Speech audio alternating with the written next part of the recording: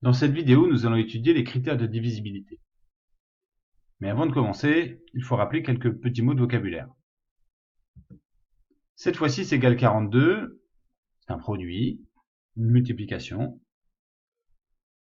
Ça veut également dire que 42 est un multiple de 7. De la même manière, 42 est un multiple de 6. On pourrait aussi dire que 7 est un diviseur de 42, puisque si on divise 42 par 7, on obtient un nombre entier. De la même manière, on peut dire que 42 est divisible par 7. Nous avons maintenant introduit le mot divisible. L'objectif de nos critères de divisibilité est de savoir si les nombres que nous allons proposer sont divisibles par certains, par 2, par 4, par 3, etc. Premier critère, par 2. Un nombre est divisible par 2 s'il se termine par 0, 2, 4, 6 ou 8. Voici deux exemples, 458 et 537. 458 se termine par 8, c'est un nombre pair. 8 est dans la liste 0, 2, 4, 6 ou 8, c'est donc divisible par 2.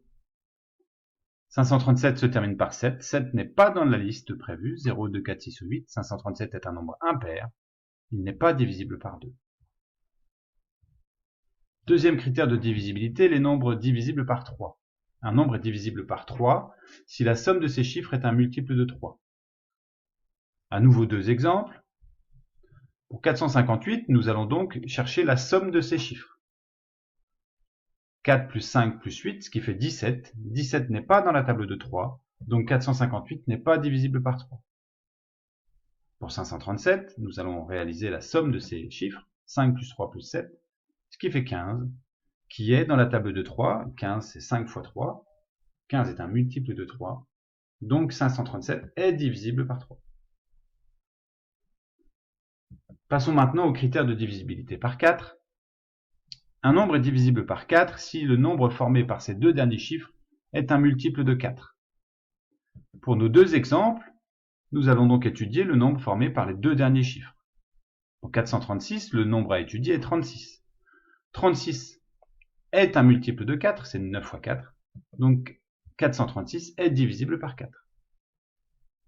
Pour 537, nous allons étudier 37, qui n'est pas dans la table de 4, qui n'est pas un multiple de 4, donc 537 n'est pas divisible par 4.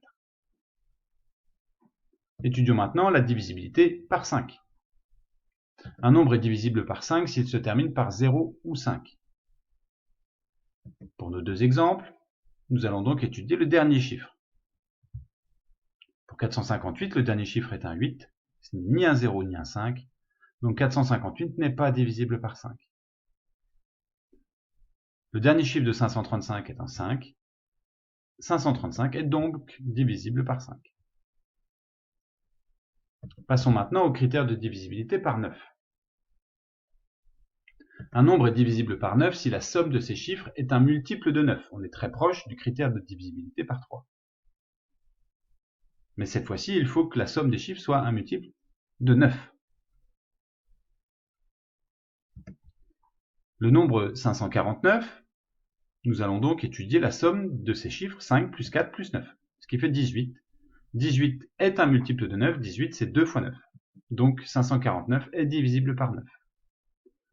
Pour 382, nous allons faire 3 plus 8 plus 2, la somme de ces trois chiffres, ce qui fait 13, qui n'est pas un multiple de 9, donc 382 n'est pas divisible par 9. Le dernier critère à étudier, c'est la divisibilité par 10. Le critère le plus simple, un nombre est divisible par 10 s'il se termine par 0, et assez rapidement, 340 se termine par 0, il est donc divisible par 10. 523 se termine par 3, ce n'est pas un 0, il n'est donc pas divisible par 10.